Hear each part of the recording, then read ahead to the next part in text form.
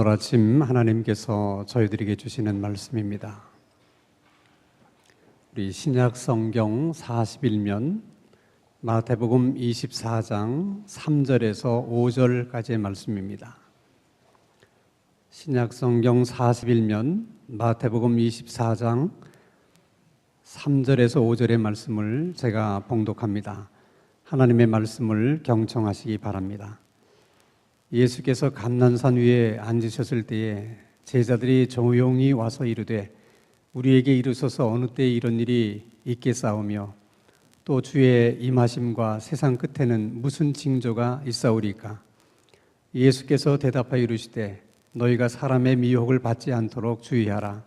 많은 사람이 내 이름으로 와서 이르되 나는 그리스도라 하여 많은 사람을 미혹하리라. 아멘.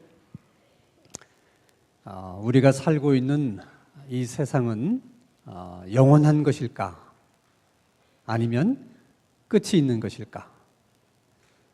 우리가 살고 있는 이 지구에 종말이 있다면 그 가능성은 얼마나 되는 것일까? 그리고 종말이 있다면 그때가 언제가 될 것인가? 이런 주제에 대한 이야기들은 누구나 관심을 갖게 되는 그런 이야기의 주제들입니다. 그것은 오늘 우리들만 그런 것이 아니라 2000년 전에 예수님의 제자들도 마찬가지였습니다. 예수님께서 어느 날 예루살렘 성전을 바라보시면서 제자들이 있는 가운데 이렇게 말씀을 하십니다. 너희들은 저 성전을 보느냐? 돌 하나 덜 위에 남지 않고 다 무너져 버릴 것이다. 어떻게 보면 굉장히 충격적인 말씀을 예수님이 하신 것입니다. 그래서 제자들은 예수님이 하신 말씀을 마음에 담아두었다가 아주 조용한 시간에 예수님에게 두 가지를 묻습니다. 예수님, 어느 때에 하나님의 성전이 무너지는 그런 일이 있겠습니까? 그리고 세상의 마지막 때에는 어떤 징조들이 있겠습니까? 문맥적으로 보면 아마도 제자들은 예루살렘 성전이 무너질 때가 아마 세상의 마지막 때라 이렇게 생각하고 예수님에게 그렇게 물어본 것 같아요. 그런 생각은 예수님의 제자들뿐만 아니라 유대인들이라면 누구나 다 똑같은 생각을 했을 거라고 저는 생각해요. 왜냐하면 하나님이 계신 집, 그 하나님의 성전이 다 무너진다. 그것이 다 파괴될 것이다. 이런 일을 어떻게 상상할 수 있겠습니까? 우리들도 흔히 있어서는 안 되는 일들이 생길 때 뭐라고 얘기해요? 말세다, 말세. 그러지 않습니까? 정말 하나님의 성전이 무너지는 일이 있다면 그때야말로 말세다. 아마 제자들은 그렇게 생각했던 것 같습니다. 예수님의 제자들의 질문에 대해서 예수님이 답변을 하십니다. 예루살렘 성전이 무너지는 일은 있겠지만 너희들이 생각하는 것처럼 그때가 마지막 때가 아니다. 세상의 마지막은 따로 있는데 그 세상이 끝날 때에는 이런 징조들이 있을 것이다 라고 말씀을 하시면서 가장 처음으로 말씀하신 징조가 이런 것입니다. 오늘 우리가 함께 읽은 말씀 마태복음 24장 4절과 5절 말씀을 다시 한번 읽겠습니다. 시작. 예수께서 대답하여 이르시되 너희가 사람의 미혹을 받지 않도록 주의하라. 많은 사람이 내 이름으로 와서 이르되 나는 그리스도라 하여 많은 사람을 미혹하리라. 자, 많은 사람들이 와서 내가 그리스도다, 내가 메시아다, 이렇게 많은 사람들을 미혹하게 될 것이다. 이런 일이 있는 것을 보거든 이제 마지막 때가 되었다고 하는 것을 너희들이 알아라 라고 말씀하신 거예요. 그런데 예수님이 말씀하신 저런 징조들은 정말 교회 다니지 않는 사람들이 알 수 있는 징조일까? 저런 일들이 있을 때 교회 다니지 않는 사람들이 저런 예수님의 말씀을 보면서 이게 정말 마지막 때가 가까이 왔구나 하는 것을 알 수 있을까? 아마도 교회 다니지 않는 사람들은 그런 것에 관심도 없을 뿐더러 그런 것을 징조라고도 여기지 못할 거예요. 자, 그럼 많은 거짓 선지자들이 나타나서 미혹하는 일을 볼 때 그걸 보면서 이거 정말 마지막 때가 가까이 왔구나 하는 것을 알 수 있는 사람들은 누구겠어요? 교회 다니는 사람들이겠죠. 예수 믿는 사람들은 그걸 금방 알지 않겠습니까? 그러면 왜 마지막 때의 징조들이 많이 있는데 그 첫 번째 징조로 예수님이 이 말씀을 하신 것일까? 왜 첫 번째 징조로 그런 일들을 주님은 우리들에게 징조로 주시는 것일까? 그것은 아마도 마지막 때가 왔을 때 그 마지막 때라고 하는 것을 예수 믿는 사람들이 또 교회 다니는 사람들이 가장 먼저 알 수 있도록 해 주시기 위해서 그것을 첫 번째 징조로 우리들에게 주신 것이라고 생각해요. 그것은 어쩌면 예수님께서 평생 자기를 믿고 따르던 사람들에게 주시는 특별한 배려인 것 같아요. 또 한편으로 생각해 보면 징조라는 것은 누구나 보고 이것이 정말 세상이 끝이 가까이 왔구나 하는 것을 알 수 있어야 되지 않겠습니까? 그러면 거짓 선지자들이 나타나서 많은 사람을 미혹하는 일들이 아주 어떤 한 구석에서만 은밀하게 이루어지고 또 뭐 몇 번 아닌 그런 작은 그런 미혹들이 있다면 그걸 어떻게 사람들이 보고 징조라고 할 수 있겠습니까? 그래서 예수님이 말씀하시는 것입니다. 많은 사람들이 미혹할 것이고 또 많은 사람이 미혹을 당하게 될 것이다.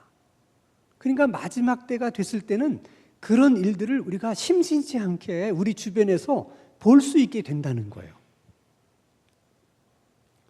제가 걱정하는 것은 많은 사람이 나타나서 미혹하는 것이 중요한 것이 아니라 많은 사람들이 그 미혹에 넘어가게 된다는 것입니다. 그래서 예수님께서 사람이 너희들을 미혹하지 못하도록 사람이 미혹하는 일에 있어서 너희들이 미혹당하지 않도록 주의해야 된다라는 말씀을 주시는 거예요. 이걸 여러분 우리 마음속에 잘 담으셔야 됩니다. 예수님께서 하신 말씀은 그대로 이루어지는 거예요. 그러니까 많은 사람이 미혹을 당하게 될 것이다 하는 그 많은 사람 가운데 우리도 있을 수 있다는 거예요. 자, 그러면 예수님이 말씀하신 많은 사람이 내 이름으로 와서 내가 그리스도다, 내가 메시아다 그러면서 많은 사람을 미혹하게 할 텐데 그 많은 사람, 미혹해 하는 그 많은 사람들은 도대체 누굴까? 그것은 오늘 우리식으로 얘기하면 우리가 흔히 말하는 이단의 교주들을 얘기하는 거예요. 그러니까 이 말씀을 읽을 때는 우리가 이렇게 읽어야 돼요. 예를 들면 1960년도에 정말 교회를 아주 떠들썩하게 만들었던 이단이 있었어요. 여러분도 다 기억을 하시리라고 생각합니다마는 박태선 장로가 하는 전도관이었습니다. 정말 대단했어요. 지금 신천지와는 비교도 되지 않을 만큼 많은 사람들이 그 사람에게 미혹을 당했습니다. 스스로 동방의 의인이요 참 감람나무다 얘기하면서 자기 전도관으로 와야만 구원을 받을 수 있다. 이렇게 사람들을 미혹한 거예요. 거기에 미혹당한 사람들은 이제 곧 세상의 종말이 온다 이렇게 믿고 다니던 학교도 그만두고 다니던 직장도 그만두고 저 경기도 덕소하고 부천의 소사 그쪽으로 다 몰려가서 신앙촌이라는 나름대로의 큰 마을을 만들어서 거기서 종말을 준비하면서 기다리면서 그렇게 살았어요. 제가 지금도 잊지 못하는 것은 그때 얼마나 많은 사람들이 미혹을 당해서 글로 들어갔는지 몰라요. 그중에 예전에 제가 다니던 교회에 경기고등학교를 다니는 학생 하나가 학교를 그만두고 거길 들어간 거예요. 그러니 그 엄마는 억장이 무너지는 거예요. 학교나 나쁜 학교입니까? 그 학교가 어떤 학교인데? 아니, 그 학교 정도 들어갈 수 있으면 똑똑한 아이잖아요. 근데 어떻게 그렇게 똑똑한 아이가 거기에 빠져서 거길 들어갔는지 아무리 가서 엄마가 하소연을 해도 소용없어요. 이렇게 무서운 거죠. 그러니까 이 말씀을 읽을 때 이렇게 읽어야 돼요. 박태선이 와서 너희를 미혹할 때 그 미혹에 넘어가지 않도록 조심해라. 그렇게 우리는 읽어야 되는 거예요. 요즘 같으면 신천지 이만희가 와서 너희들을 미혹할 때 그 미혹에 넘어가지 않도록 조심하라. 우리가 그렇게 읽어야 돼요. 미혹이라고 하는 것은 사실이 아닌 것을 사실인 것처럼 믿게 만드는 것이고, 또 미혹당했다고 하는 것은 사실이 아닌 것을 사실인 것처럼 믿게 된 것을 말하는 거예요. 언뜻 생각하면, 아니, 사실이 아닌 것을 얘기하는 것을 어떻게 사람이 그걸 사실이라고 믿을 수가 있을까? 그게 사실 언뜻 생각하면 이해가 안 되잖아요. 예를 들면 여러분, 어떤 사람이 거짓말을 하잖아요. 아무리 태연하게 거짓말을 한다 하더라도 거짓말을 하는 사람은 그게 사실이 아니라는 것을 알기 때문에 뭔지 표정에서나 그 분위기에서 좀 어색한 것이 있어요. 사람이 거짓말을 하면. 그래서 사람을 예리하게 보는 사람은 그걸 금방 알아냅니다. 여러분, 부모님들도 그렇잖아요. 자식이 거짓말을 할 때 부모는 그 아이를 키워봤기 때문에 알잖아요. 벌써 말하는 것 보고 표정 보면 거짓말이랑 금방 알잖아요. 그런데 거짓말도 습관적으로 계속 하다 보면 이게 실력이 늘어요. 그래서 자기가 거짓말을 하면서 본인 스스로가 사실인 것처럼 착각을 해요. 마치 여러분 드라마의 탤런트들을 한번 생각해 보세요. 자, 드라마에서 의사 역할을 합니다. 그럼 그 탤런트가 의사예요? 아니에요? 의사가 아니에요. 근데 의사 역할에 충실하려고 막 몰입을 하면요, 진짜 자기가 의사 같다는 생각을 한다는 거예요. 미혹하는 사람들이 그래요. 그래서 사실인 것처럼 얘기하는 거예요.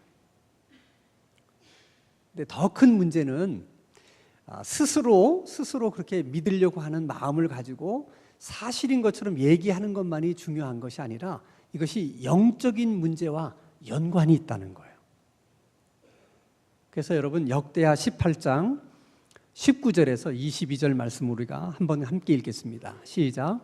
여호와께서 말씀하시기를 누가 이스라엘 왕 아합을 꾀어 그에게 길르앗 라못에 올라가서 죽게 할까 하시니 하나는 이렇게 하겠다 하고 하나는 저렇게 하겠다 하였는데 한 영이 나와서 여호와 앞에 서서 말하되 내가 그를 꾀겠나이다 하니 여호와께서 그에게 이르시되 어떻게 하겠느냐 하시니 그가 이르되 내가 나가서 거짓말하는 영이 되어 그의 모든 선지자들의 입에 있겠나이다 하니 여호와께서 이르시되 너는 꾀겠고 또 이루리라 나가서 그리하라 하셨은즉 이제 보소서 여호와께서 거짓말하는 영을 왕의 이 모든 선지자들의 입에 넣으셨고 또 여호와께서 왕에게 대하여 재앙을 말씀하셨나이다 하니. 자, 아합 왕을 누가 속여서 누가 그를 꼬여서 전쟁터에 나가서 죽게 할꼬. 그랬더니 한 영이 제가 하겠습니다. 그 일은 제가 전공입니다. 어떻게 하겠느냐? 그랬더니 내가 거짓말을 하는 영이 돼서 그 선지자의 입에 거짓을 두겠습니다.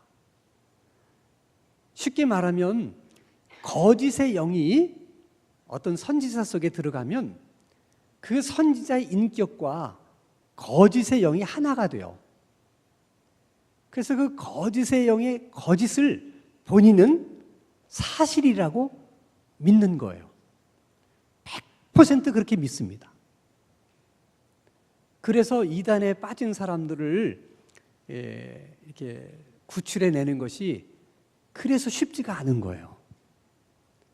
이게 영적인 문제가 아니면 야, 이것은 봐라, 이것은 이렇고 저것은 저렇고, 그러니까 그쪽 얘기가 틀린 게 아니냐, 이렇게 설명할 수 있고 설득을 할 수 있는데, 이렇게 거짓의 영에 사로잡히게 되면 그것을 사실이라고 믿을 뿐만 아니라 우리들이 잘못됐다고 믿는 거예요. 거기에는 요만큼의 의심도 없습니다. 그래서 무서운 것이죠.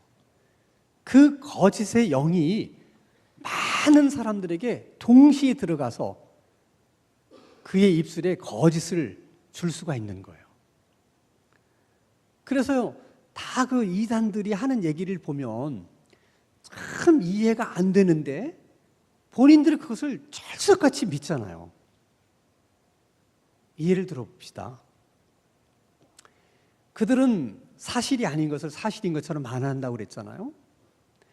모든 이단들이 공통적으로 하는 말이 있어요. 그건 뭐냐면 자기에게 와야만 구원이 있다는 거예요. 그러니까 기성교회에 다녀서는 다 지옥 간다는 거예요. 기성교회는 구원이 없다는 거예요. 다 자기에게 와야 구원이 있다는 겁니다. 신천지에서도 그렇게 얘기를 해요. 신천지에 들어와야만 구원이 있다. 자, 그러면 여러분 한번 상식적으로 생각해 보세요. 그러면 그 신천지를 시작한 그 이만희라는 교주가 태어나기 전에 있는 사람들은 구원을 받을 수 있어요, 없어요? 없어요. 그게 여러분 제정신 가진 사람이라면 그렇게 말할 수 있겠습니까? 아니, 그 이만희 씨가 태어나기 전 사람들은 하나도 구원을 받지 못한다는 것이 그게 말이 되냐고요. 그건 다르게 얘기하면 이제 이만희 씨가 신천지를 만들고 이제 신천지 들어오는 사람들부터 구원받는다는 얘기는 자기가 메시아라는 거예요. 자기가 예수라는 거예요. 그렇게 말만 하지 않았을 뿐이지 본인은 그렇게 믿고 있는 거야. 그것도 확신을 가지고 그렇게 믿고 있는 거야. 그러니까 그렇게 열을 내서 그들은 안타까워서 막 우리들에게 전도하는 거예요.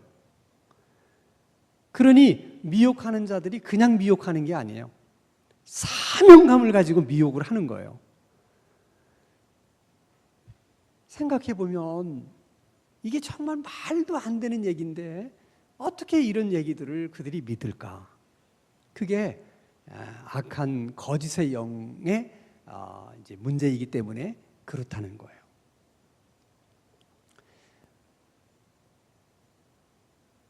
자, 중요한 것은 여러분, 이런 일들이 어느 어떤 특별한 사람에게만 있는 것이 아니라 우리 모두에게 그럴 가능성들이 있다는 거예요. 그래서 주의해야 되는 것입니다. 많은 사람들이 왜 신천지로 넘어가고 또 전도관으로 넘어갈까를 가만히 생각해 보면 이렇게 미혹하는 사람들의 실력이 탁월한 면도 있어요. 그러나 손바닥도 마주쳐야 소리가 난다고, 아무리 미혹하는 사람들의 실력이 탁월해도 우리가 사실은 반응을 보이지 않으면 그러면 사실은 미혹당하는 것은 쉽지가 않아요. 근데 항상 미혹하는 사람의 문제만이 아니라 미혹당하는 사람에게도 문제가 있기 때문에 그런 일들이 생기는 거예요. 그 문제가 뭘까? 예를 들어서 한번 제가 말씀을 드리겠습니다. 제가 얼마 전에 어느 목사님들 모임에 갔더니 이런 얘기를 하는 거예요. 요즘 금융 피라미드 사기가 엄청나대요. 근데 은퇴하신 목사님들이 거기 많이 지금 연루가 돼 있어가지고 큰 걱정이라는 거예요. 그래서 무슨 얘기냐 그랬더니 2억을 갖다 맡기면 한 달에 400만 원씩을 준대. 눈빛이 달라지셨어요, 여러분도. 그러니까 정말 긴가민가 하고 정말 2억을 갖다 줬더니 400만 원씩을 주는 거예요. 근데 1년 가까이 꼬박꼬박 400만 원을 받으니까 어떤 생각이 들겠어요? 이 좋은 거를 나만 받아서는 안 된다. 그래서 친구한테 얘기를 한 거야. 친구한테. 그러니까 또 친구는 얘기하는 사람이 믿을 만한 사람이니까 또 2억 갖다 넣었어요. 친척에 가서 또 얘기하는 거야. 친척한테. 내가 400만 원씩 지금 1년 동안 계속 받고 있다. 이렇게 좋은 게 어딨냐.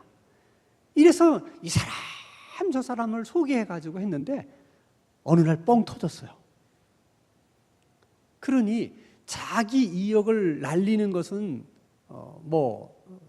둘째 치고라도 자기가 막 친구들 막 소개하다가 친척들 소개하다가 다 안내했는데 막 이분들이 들고 일어난 거예요. 고소하겠다고.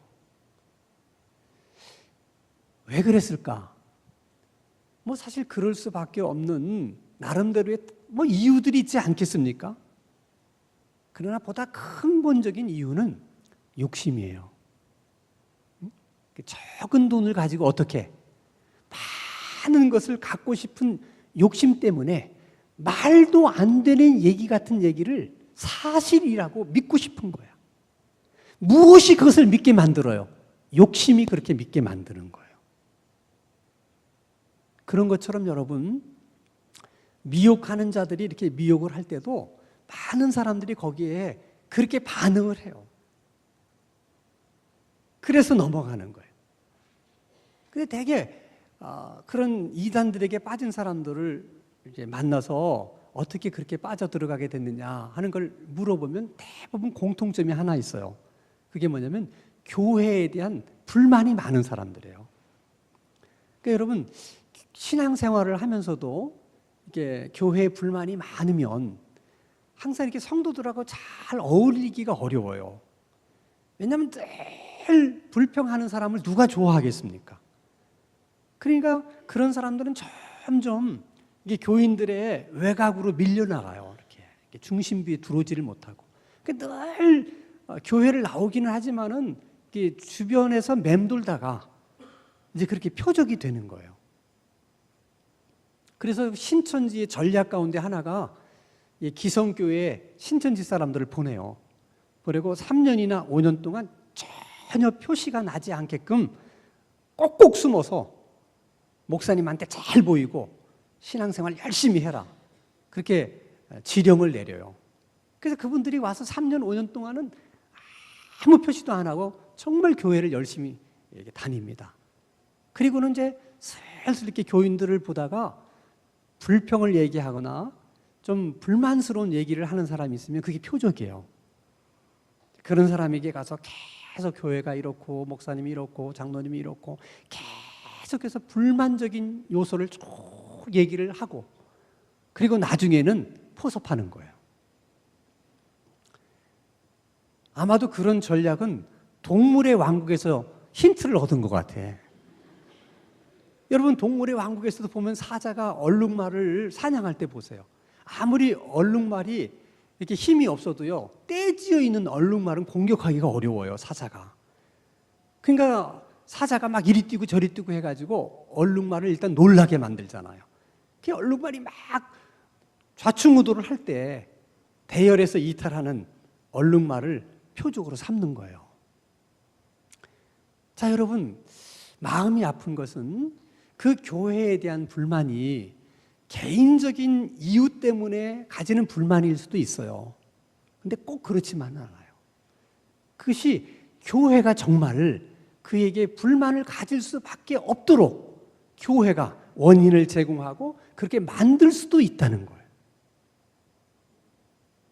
여러분, 오늘 마태복음 24장 11절과 12절 말씀을 한번 같이 읽겠습니다. 같이 있으면 시작.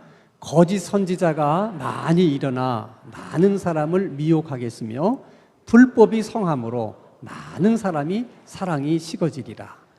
참 예수님의 말씀을 주목해 보셔야 돼. 거짓 선지자가 많이 일어나서 많은 사람을 미혹할 것이다. 그러면서 무슨 얘기를 하냐면 불법이 성함으로 사랑이 식어진다 하는 얘기를 같이 얘기를 하세요. 그 얘기는 여러분, 교회 내에 불법이 횡행하면 사랑이 식어진다는 거예요. 사랑이 식어지게 되면 미혹당할 수 있는 표적들이 된다는 거예요. 그러니까 불법이라는 게 뭐예요? 뭐든지 법대로 하지 않고 상식적으로 하지 않는 걸 말하는 거예요. 그런 일들을 교회가 계속 하게 되면 성도들이 그런 일을 보면서 좌절하고 절망하고 그게 마음의 상처가 돼서 하나님에 대한 사랑도 식어버리고 하나님에 대한 사랑이 식어버리니까 성도들 간의 사랑도 식어버리는 거예요. 그런 것들이 불만으로 쌓이는 거죠. 그래서 신천지에 빠진 사람들도 되게 물어보면은 자기가 다니는 교회는 사랑이 없었대. 그런 얘기를 많이 해요. 그게 자기 개인의 문제일 수도 있지만은 교회가 그런 원인을 제공할 수도 있다는 거예요. 그래서 하나님의 공의나 하나님의 사랑은 동전의 양면 같아서 항상 같이 있는 거예요. 교회가 하나님의 사랑으로 충만하려면 하나님의 공의가 또한 충만해야 돼요. 하나님의 공의가 충만한 자리에 하나님의 사랑도 충만한 거예요. 그러니까 교회는 어떤 일이 있어도 최소한 상식적인 교회가 돼야 돼. 무슨 일을 해도 그래도 상식이 통하고 상식선에서 이해가 될 수 있도록 교회가 운영이 돼야지 이게 상식적이지 않다. 이성적이지 않다. 이제 그렇게 되면 교회 교인들을 그 교회가 자기도 모르는 사이에 자꾸 바깥으로 밀어내는 일들을 하게 되는 것이고 그들이 밀려난 그분들이 많은 미혹당하는 사람들에게 미혹을 받게 된다는 것입니다. 그래서 여러분 교회에서 뭔가를 결정해야 되는 자리에 있는 사람들이 중요한 거예요. 그 책임이 굉장히 큰 것입니다. 우리만 모르고 있는 것이지 우리가 잘못하면 불법을 자꾸 행하면 많은 성도들을 자꾸 바깥으로 밀어내서 미혹하는 자들의 표적을 만들게 되는 거예요. 그게 하나님 앞에서 얼마나 큰 죄가 되겠습니까? 그래서 조심하고 또 조심해야 돼요. 어쨌든 여러분 이 마지막 때에 우리가 미혹을 받지 않고 미혹에 넘어가지 않고 안전하게 신앙생활을 하는 데 있어서 건강한 교회만큼 중요한 게 없어요. 그래서 건강한 교회를 만드는 것은 특별한 누구의 일이 아니라 우리 모두의 일이 돼야 되는 거예요. 그게 마지막 때를 우리가 믿음을 지키면서 신앙생활을 할 수 있는 가장 중요한 일이라는 거예요. 교회가 건강한 것도 필요하지만 미혹에 넘어가지 않으려면 여러분 한 분 한 분이 신앙적으로 성숙해야 돼요. 모르면 당하는 겁니다. 대부분 이런 신천지에 넘어간 사람들도 얘기를 들어보면 교회는 다녔지만 너무 성경에 대해서 모르는 거예요. 그러니까 저쪽에서 하는 얘기를 듣고 다 그냥 비판 없이 받아들인 거죠. 내가 믿는 예수가 정말 어떤 분인지에 대해서 보다 분명하게 정확하게 아는 일이 필요해요. 그러니까 여러분 우리가 성숙한 신앙인이 되기 위해서는 성경을 열심히 읽을 뿐더러 이게 무슨 내용이냐 하는 것을 알기 위해서 자꾸 물어보고 그리고 성경 공부만에 들어가서 공부를 계속 하셔야 돼요. 그거 하지 않고 여러분 어떻게 성숙한 신앙인이 될 수 있습니까? 이건 여러분 마지막 때에 우리가 미혹당하지 않기 위해서라도 열심히 성경을 배우셔야 돼요. 이제 교회 나온 지 얼마 안 되신 분들은 성경에 대해서 모르는 것이 많아도 별로 부끄러워하지 않아요. 왜냐하면 내가 뭐 이제 예수 믿은 지 얼마 안 되니까. 근데 문제는 교회를 오래 다니신 분들이야. 그런 분들은 마음속에 내가 이렇게 교회를 오래 다녔는데 이런 것도 모른다고 하는 것을 다른 사람이 알면 얼마나 그게 부끄럽겠습니까? 그게 자꾸 그 모른다는 얘기를 안 하려고 하는 거예요. 그래서 성경 공부만도 잘 안 들어오려고 그래. 왜? 혹시라도 탄로날까 봐.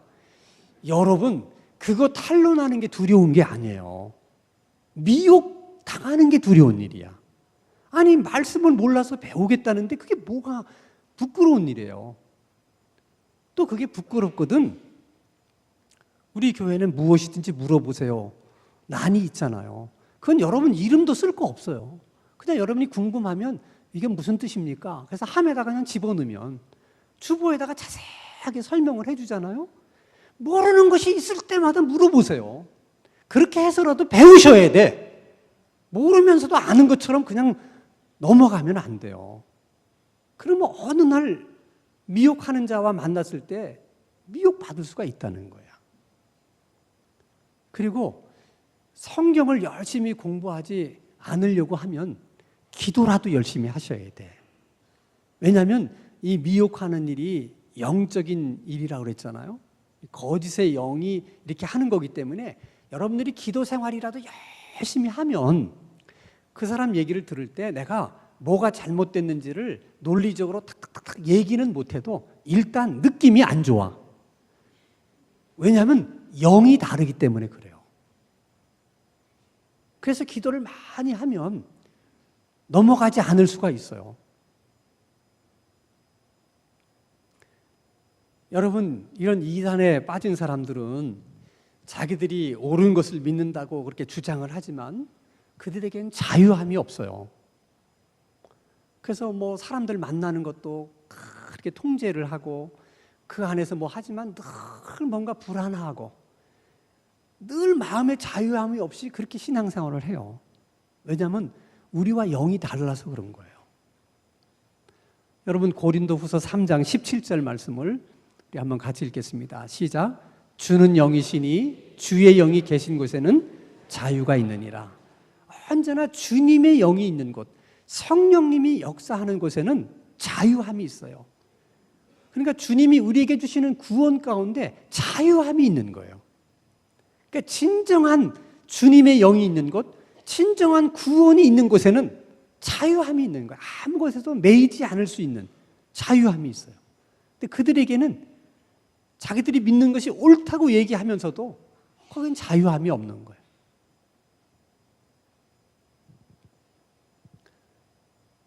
우리 생각에 목사님 그 미혹당하는 일이야 뭐 특별한 그런 사람들이 당하는 거지 저야 이렇게 생각하실 수 있겠죠. 그렇지 않아요. 여러분 예수님이 하시는 말씀을 잘 들으셔야 됩니다. 마태복음 24장 24절 같이 읽습니다. 시작. 거짓 그리스도들과 거짓 선지자들이 일어나 큰 표적과 기사를 보여 할 수만 있으면 택하신 자들도 미혹하리라. 그들이 할 수만 있으면 선택받은 사람도 미혹하려고 한다는 거예요. 그 말씀 속에는 선택받은 사람도 미혹당할 수 있다는 거예요. 그게 누가 될지 아무도 장담할 수 없는 거예요. 우연한 어떤 기회에 우연히 어떤 사람을 만나서 우연히 어떤 얘기를 주고받다가 푹 빠져들어갈 수 있는 거예요. 이게 거짓의 영이 연관되어 있기 때문에 우리 생각에 그런 데 빠진 사람은 무지몽매한 사람만 가 있을 것 같죠? 그렇지 않아요. 대학 교수도 있고요. 의사도 있고요. 판검사도 있고요. 사회 지도층 인사들도 많이 들어가 있어요. 미혹을 당하는데 사회적 지위가 무슨 상관이 있겠어요? 아무 상관이 없는 거예요. 그래서 우리가 미혹을 받지 않기 위해서 넘어가지 않기 위해서 우리가 다니는 교회를 건강한 교회로 만드는 일은 너무나 중요한 일이고 우리 한 사람 한 사람이 성숙한 신앙인이 되기 위해서 열심히 성경을 공부하고 기도하는 일은 더 이상의 설명이 필요 없을 만큼 중요한 일이에요. 그저 바라기는 우리 교회를 건강한 교회로 만들어가는 데 있어서는 우리가 다 마음이 하나가 되었으면 좋겠어요. 그리고 성숙한 신앙인이 되기 위해서 성경을 공부하는 일이나 기도하는 일에 있어서 우리 모두가 다 열심을 낼 수 있었으면 좋겠어요.